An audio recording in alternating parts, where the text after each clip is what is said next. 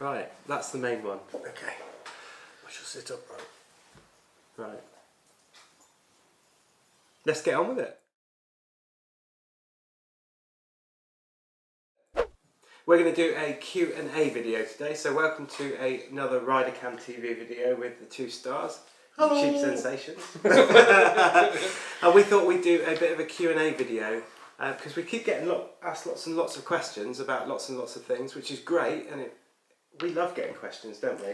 Can't answer them, but we've got loads of questions. Yeah, but we've highlighted some of the questions that we get asked quite a lot, and some of the things that we think are a little bit important with some of the questions. When he says highlighted, and what he means is he's put them in big bold print on a computer so we can see They them. are massive. Look at that. We are both getting old. Speak for yourself. Who said that? Getting old's compulsory, growing up's optional. It certainly is. There you go. Right, so first one. A lovely guy, well, everybody's lovely.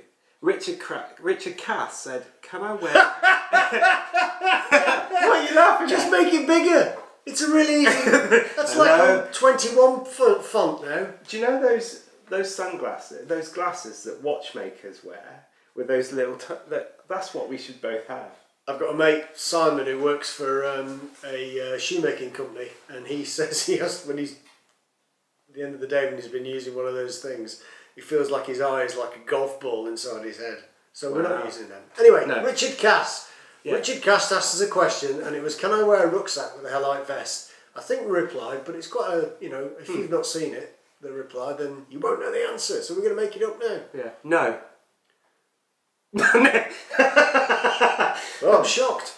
Well, you can wear anything with a Hellite vest. You can wear anything because you take responsibility for your own safety. But if you imagine that vest, watching when it blew up with such force that it comes out probably, I don't know, about 5-6 inches off you, all around you. And bear in mind, if you've got a rucksack around you pulled tight because you don't want it waggling about when you're riding, it's really going to do some damage here, isn't it? Well, also on the Hellite vest, on the turtle back thing, it's got a Knox back plate which sits over the inflatable bits, if you want. So that would be underneath your rucksack as well. So I would say don't wear it. Yeah. But if you're not sure, speak to the people at Airvest UK. Yeah. I remember their email address if I could. Well, Airvest is written there in massive font. I think it's like 36 font. Okay. Yeah. It says Airvest. Doesn't give an email address, does it? No, Airvest UK. Have a look at their website. All right. They'll give you Pete is the guy there, and speak to them. But I think wearing a rucksack might be a bad thing. Personally, I wouldn't. Or me. Excellent. Right, back to the bike. One of our competition winners, actually. Back to the bike. I was going to say that's his name. That's not a statement. No. Back to the bike. What colours can you show to the rear of your bike? Now, in the UK, I don't know what it's like in other countries, but in the UK, the livery and colour that you can show on cars and bikes are quite prescriptive. They're kind of, I don't know what the word is. They're Make one up then. limited, and they're reserved for police vehicles, ambulance, medical vehicles, blood vehicles, fire vehicles. So for the back of your bike, you should never really show different colours than red or orange, because that's your indicator and your brake light. And there are specific offences within road legislation to say that you shouldn't show white light to the rear, and that's just down to if you're following someone and suddenly there's a white light that comes on. The whole point of them having red lights is that you know that you're following the vehicle rather than the vehicle coming towards you, so it takes the danger away. I would say if you're going to have colours on your bike, have red on the back, yellow on the side, and white reflections to the front. Yeah, and that is as basic as it gets, really. You'll see on the back of Mark's bike, you've got some of the GS strips on your boxes, haven't you? Just red. Those are just red. White or anything. And I've got the chevrons on the back, which is what I've just cut out to put on there, just to make it stand out a little bit different. So hope that answers your question. Back to the bike. Yeah. Right, Gordon Scott. Can't decide between a lower GS or an RT for touring. Which one would we buy? You hesitated there because you've seen how you spell which. My spelling's really not Ask a dyslexic to spell right and it goes really wrong, doesn't it? So you've got a vision of a woman with a pointy hat and a carrot for her nose driving a bike now, haven't you? I can see that. On a broom. So, which one would you buy? Personally, I'd go for the GSA. I understand all the other types of bikes, and I've ridden loads of different types of bikes, but all through my bike career, if you want, I've only ever bought trail type bikes. Yeah. And I've had loads of 600s, you know, the big thumpers, single cylinders. I absolutely love them because the way I look at it is a road bike is like a stallion. Yeah. There you go. Italian stallion? And I don't know any. And the GSA is like a big old mule, you know, you can pack it up and it'll go all day. So that's the reason, personally for me. The RT, I ride them a lot because I ride for blood bikes, Cornwall blood bikes. And at the end of the day, I get off it and walk away from it. I don't actually look around and smile at it, but my GSA I do. So what do you think? Well, I'm kind of torn. I think you love both. RTs are exceptional vehicles, they really are, exceptional bikes. And because we're only looking at GS and the RT in this question, the engine is great in both of them. The same engine, tweaked differently for the different bikes, slightly. But the RT gives great protection from the wind, great protection from the weather when you're riding. The comfort is great, the steering is much heavier on the front, so it's much more planted. That's how I feel when I ride it. But for me, even though there's a really fine line, the panniers on the RT are such a shape that it makes it really difficult for me as a guide, and presumably you as a guide, to make sure that the packing goes in and you get everything in the right way. You lose so much around the curve of the pannier that for me, the GS does it every time. Do you know what I like about the panniers on the GS? On the big pannier, the one that's not on the exhaust side, on either version that they've got, is a Sainsbury's supermarket reusable bag. Just fits in there perfectly. Wow. There you go. So go to Sainsbury's, get your bag. Other supermarkets are available. Don't throw it away, and then it won't turn up on a beach. There you go. That's our bit for the environment. So I would say same as you, GS. And going on my last tour, I was riding around thinking, do you know what? I could ride an RT, because other people had RTs there, and I saw how well they were going around corners and stuff. And the further and further I got into my tour, the more and more I realised it's got to be the Adventure, GS Adventure. It does everything absolutely perfectly.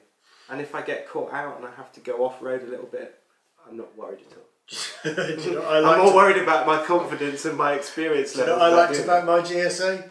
When I was on the tour in Norway last year, people were saying, "Are you going to fill up?" And I was able to say to them, "Oh, I'm not going to fill up in Germany, I'll fill up in Denmark."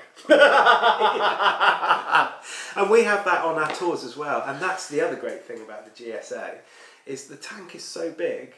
I think you achieve something like 426 miles actually. That is so wrong, isn't it? I've got 398 out of mine. It must be the style of riding that, you know, obviously I'm a bit If more we get over aggressive, 20 miles an hour, we'll probably lose a lot. yeah. But equally great bikes, but our decision would be Adventure, GS think so, Adventure. yeah, Perfect bikes. So, Tony, For us. Perfect bikes for us. There's a bike for us. everyone. There is. We're answering the question. Yeah. Anyway, Tony. Yeah. Tony Wheeler, he said, I wonder how lowered suspension would cope with a passenger, as most of my riding is done with my wife. He's had a GS Adventure for 5 years now, so welcome to, great to see another GS Adventure rider, as any rider, obviously. Well, the answer to that is suspension's going to cope as well as it does any GS, whether it's a lowered bike or not, because it's just it's the same suspension. All they've done is lower it a bit so your backside's closer to the ground, isn't it? It's the same technology, It's exactly the same. And it's the same settings and stuff that you can configure to get it comfortable for you. It's just that you're a little bit lower to the ground. But I would like to be a fly on the wall when he has that conversation with his wife about how heavy she is or isn't, and how it affects the suspension on his bike. But you'll be able to get anybody on the bike. We've seen some really thin people on bikes, 2 up. We've seen really quite big people on bikes, 2 up, both big people, and bikes don't struggle, providing that you're proficient in your riding and the pillion's proficient in you riding and being a pillion. Don't see there's much problem. So, There's a lot to do with packing and wives, isn't there? Yeah, we've got another one now from Maricino. Maricino. Who says, does packing the wife count as packing too much? Depends on how long you've been married, Maricino. Luckily I've not got one, so I don't have to pack one. Well, I've been with my wife now for 35 years, and I don't consider that too much, packing your wife. No. That sounded terrible, actually, didn't it? Yeah, you don't pack her, she goes on the back. Yeah, so, no, I don't think so. It would add to the fun, wouldn't it? Yeah, and you're not going to be able to chuck her in a pannier. I mean, imagine, you're not going to be able to breathe in there, are you? How small is she? But thanks for that question, that we chuckled when we saw it. Yeah. Now, Andrew Toss, he's another regular follower, which is great. He said, thanks, gents. Very informative as always. Perhaps a rhetorical question. Do you have to take a laptop or download footage from your helmet cam, or is there something else available other than taking numerous memory cards? And this is when we're on tours and what we take on our tours.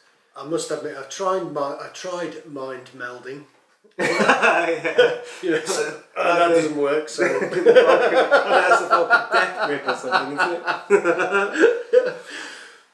Well, there are products on the market that you can put your SD card straight into an external hard drive, and it will take all that footage off and put it on. Now, I always take my laptop with you. I know you do. One, because we've got customers with us that perhaps may have issues with sat navs and stuff. Sometimes we got may have issues with sat navs. Yeah, I'm trying to big up Garmin and TomTom, even though you know one's better than the other in my opinion. But there we are. I always take the laptop for those reasons, but specifically at the end of the day, in order to take off all the footage that I've recorded on all my cameras, I like to put them into days. And the reason I like to do that is because when I get back to edit the videos, I know what's happened on each day rather than trying to take from memory where that funny bit was, where that bit of scenery was, and then edit it properly. And you can only kind of do that with a screen. So. And you have to be sort of, when we're away on a tour, you can have as much as 500 gig of film. Oh, yeah, easily. It's very easy to just switch your camera on and forget about it and leave it for 2 hours, and you come back and you go, there's absolutely nothing happened there. So you need your laptop just for that alone. However, I do think you need to be very careful about what you film, and don't film out. You don't need to film everything, because it's boring just filming around. And that comes with experience, doesn't it? Because the first couple of times we've been away, I don't know about you, but I had every camera on all the time, on every angle I could possibly get. And at the end of the day, or at the end of the trip, looking at editing, I then had hours to go through, albeit scrubbing through the scenes. But most of it was just absolute boredom. There was nothing in there that would make part of your video. So I kind of turn it off and turn it on. I mean, we've got the drifts, and they come with that little remote control that I have on the handlebars. So I turn it off and on at different times. So I've got different sections rather than just a clear bit. I must admit, having answered the question, it does make me laugh rhetorically as I'm writing. As I get back thinking, I left that on for hours and hours and hours, and Toby's got to edit all this now. It's going to take him forever. Thanks, mate. Yeah. I'm sure he's laughing all the way in his helmet. Right, so another one. This was another question. I think it was on one of our videos about our tours, actually, from a person called RiderCamTV, which is a strange name, but obviously it's their YouTube handle name. And they have asked, who do you work for as a guide? Would be great to go on one with you lads. And that's a really simple question. Who do we work with? McKellen Motorcycle Tours. Yeah, you can find their link up here somewhere on the screen somewhere. Trips all over the world, and we're both on trips all the time. Well, other than now. Yeah. Because we're in front of the camera. Obviously. In really sunny, not Cornwall. We've, I've been guiding with them now for a while.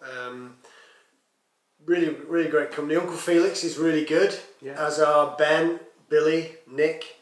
Yeah. We haven't missed anybody out, have we?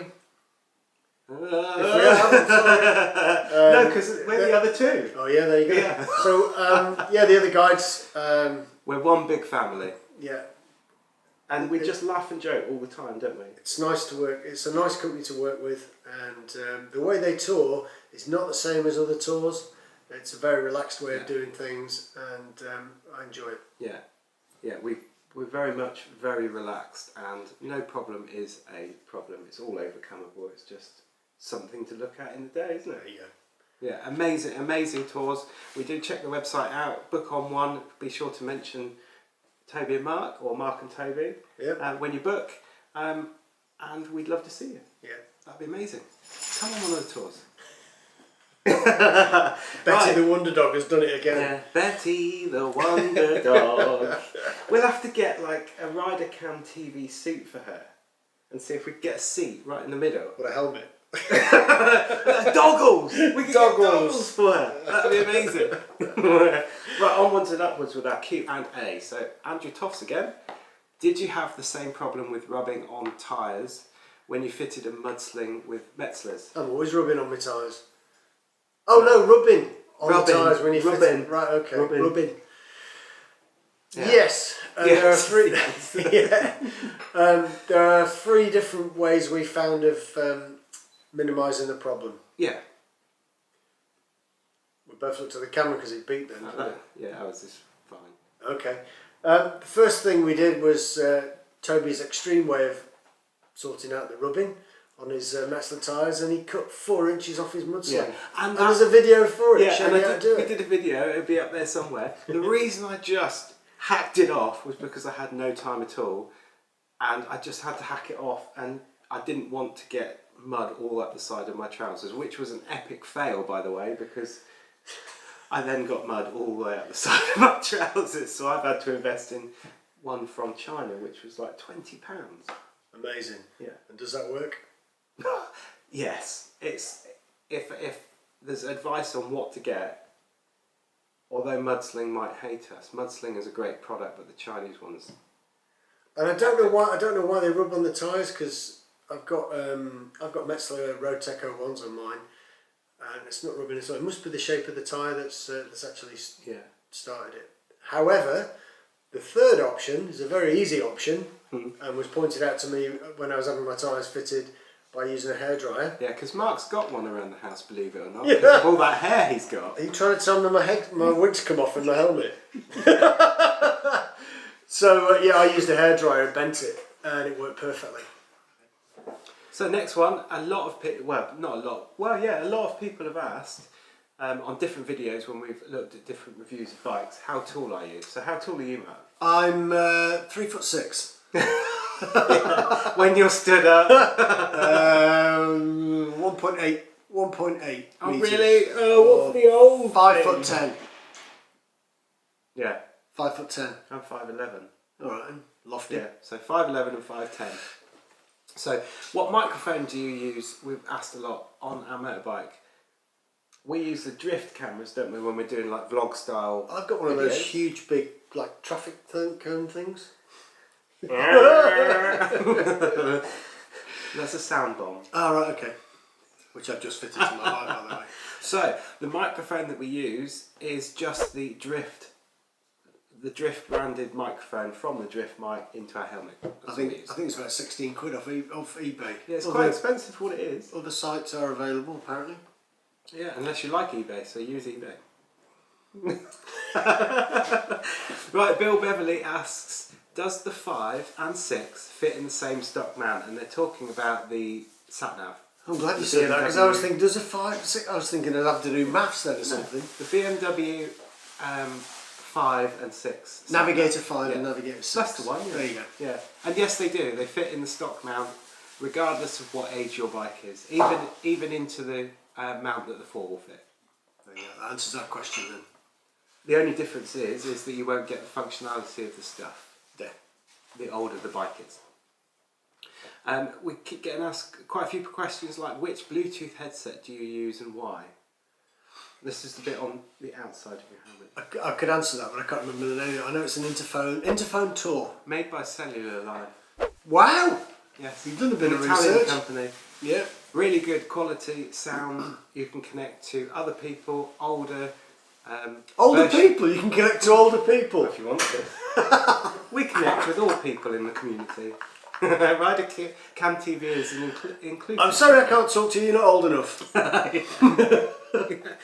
But it connects to other interphones, older and different models, but it also connects to different makes of Bluetooth headsets. It's really distracting because my wife is in the kitchen there doing stuff. Just keeping our little mascot. Yeah, so that's what... Put the knife down! Oh, and why do we use it? Bluetooth headset. Why do we use it? Yeah. For listening to music, listening to the GPS. Controversial subject. Yeah, well, it's not really. I'm listening to you have a radio in your car? Nothing controversial It's not about that, controversial is it? for me either, but it is controversial for some people that were talking on that video. Yes, I understand that. But we love it. I listen to trance music all the time. In fact, I did my advanced and my Rosberg Gold test whilst listening to the Devil song or something by somebody, which was a trance song. Wow. Which is quite good. It makes me concentrate. Because when I'm riding, it's really weird. Listening to trance music. It's really weird when you're riding, Yeah. I've seen you. Oh, thanks. riding along like when I'm filtering, and I call it my sniper mode. Wow. Because I breathe out like a sniper would and relax. Even though my music's like boom boom. It's really weird. I'm just mad. That's odd. Yeah. And it's really easy to fit as well. That's Yeah. why we use it. Sticks on the side of your helmet or you can use a little clamp. And it lasts up to 20 hours on standby. Well, I can actually qualify that because last week I was away skiing for a week for 7 days and I'd left my Bluetooth device switched on my thing and I came back 7 days later because I hadn't been used by Still anything. It wasn't connected. It was only on. I switched it off and then switched it back on again. It went from medium to low.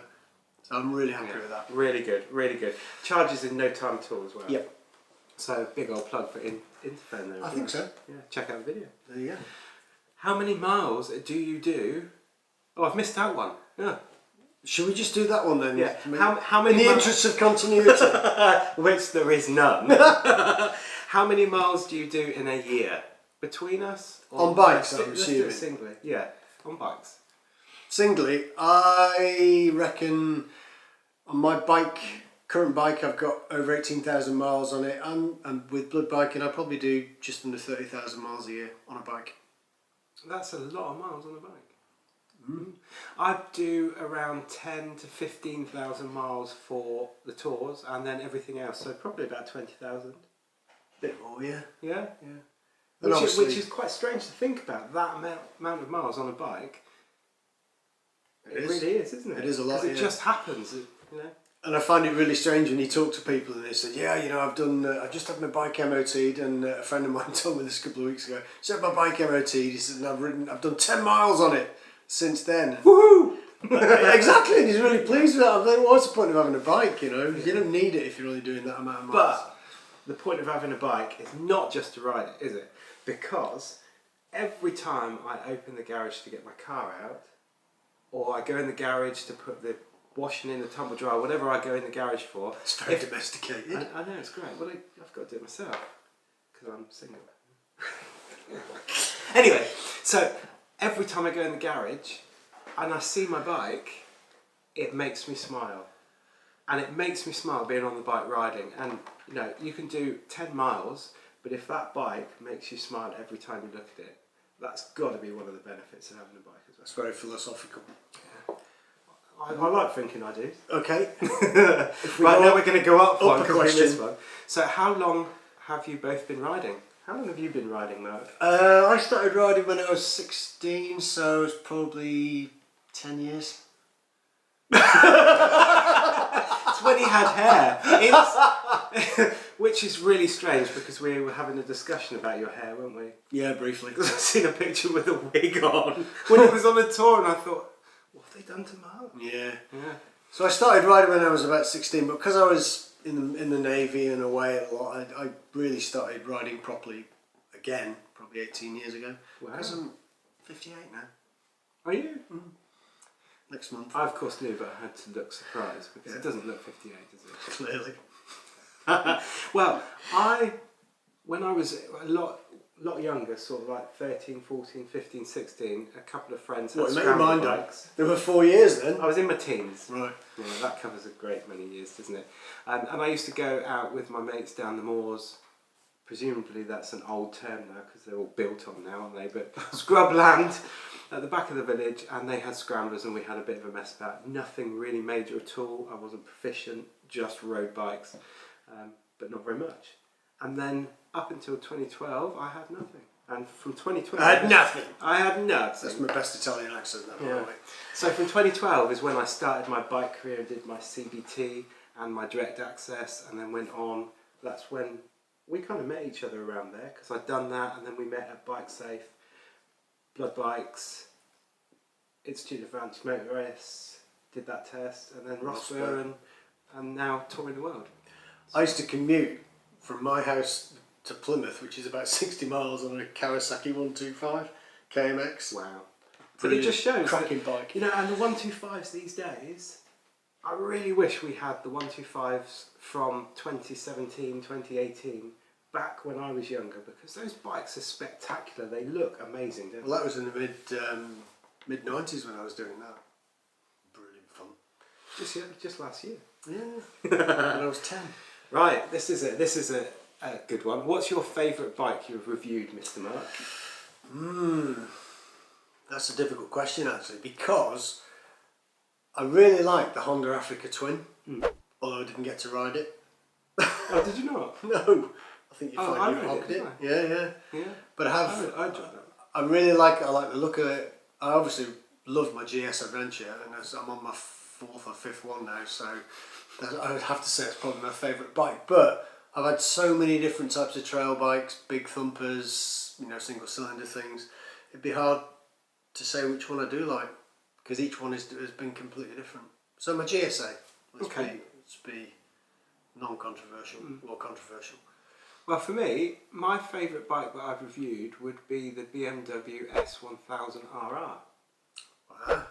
Which is a real surprise, and it was a surprise when I rode it. Yeah. And the reason it was my favourite bike to ride is it answered so many questions in my head as to why people would buy just a grossly amazingly performing bike for roads they can't use it on.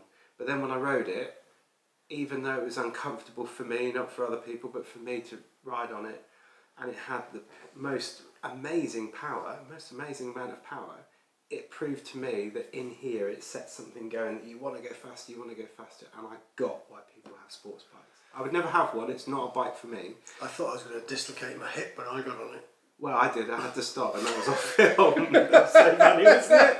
He fell off it. So yeah, for me, that was a real surprise riding that one. Real surprise. Conversely, the most underwhelming bike I rode, and I don't mean that underwhelming and it's got absolutely Cue the haters! was the BMW Bagger. I just felt it was just one of those. I didn't think you'd say that. Well, it was a nice bike, lovely bike, but I just thought it's something I would never ever consider buying for lots of reasons. I enjoyed that. I think my most underwhelming bike that I've reviewed would be, I don't know, it's a really hard one actually. I think for me it would be unfortunately, only personally, would be the KTM 1050. And that was only because I'd been spoilt by riding the 1090 and the 1290, and I could feel the refinements. Oh, I might have to take that back now. But that 1050 bike, exceptional bike if you're buying it for the reasons that it will perform all the stuff that you want to do, and you've got that budget. But it was quite underwhelming because I'd ridden the other ones and they outperformed it in my head, I think. But there's nothing wrong with the bike at all. Cool. So where in the country do we live? Well, I'm looking out the window now and I can't see because it's all foggy and rainy. But deepest, darkest Cornwall. Yeah, and it's been raining forever. Doesn't matter. It's only still rain. Been out riding. Not made of sugar. Still been out riding because we got, skin is waterproof. Somebody once told me there's no such thing as bad weather, just inappropriate clothing. Yeah. Well, that's the end of our questions. Good. Which is great. So I'm hoping, or we're hoping. That threw you off me saying good then, didn't it? It did, yeah. We're hoping that gives you a bit, answer some of the questions that we've had. If you've got more questions, then give us a shout. If you want to see more videos about questions and answers and have specific questions, send them in to us, either through the website, link will be there somewhere, or through our social media. You know the links, send them through, and we'll do some more videos like this if you've enjoyed it. So if you've liked the video, give us a big thumbs up. Don't forget to subscribe. Yeah. There's a thingy up there somewhere so you can see when it comes on YouTube. And we'll see you in the next one. See you later. See ya.